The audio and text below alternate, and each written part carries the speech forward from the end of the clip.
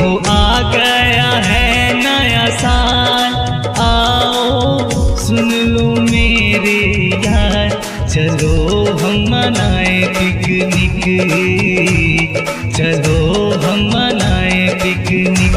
देखो आ गया है नया साल, आओ सुन लो मेरे यार, चलो हम मनाए पिकनिक, चलो हम मनाए पिकनिक।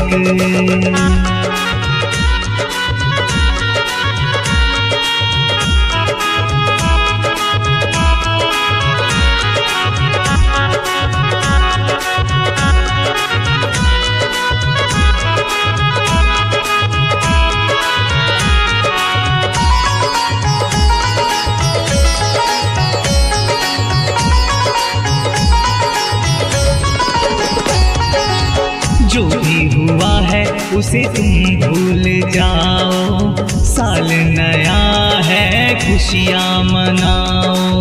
जो भी हुआ है उसे तुम भूल जाओ, साल नया है खुशियाँ मनाओ। मेरे दिल की यही है पुकार, मेरे दिल की यही है पुकार, आओ सुन लो मेरे यार, चलो हम मनाए पिकनिक, चलो हम मनाए पिकनिक।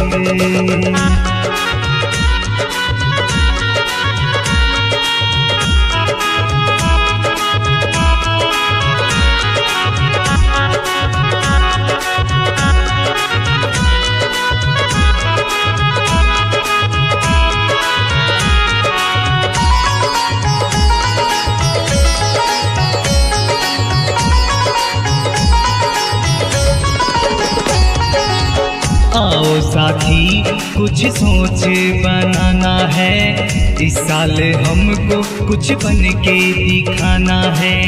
आओ साथी कुछ सोच बनाना है, इस साल हमको कुछ बन के दिखाना। छोड़ो बीती हुई सब बात, छोड़ो बीती हुई सब बात, सुन लो आओ मेरे यार, चलो हम मनाए पिकनिक, चलो हम मनाए पिकनिक।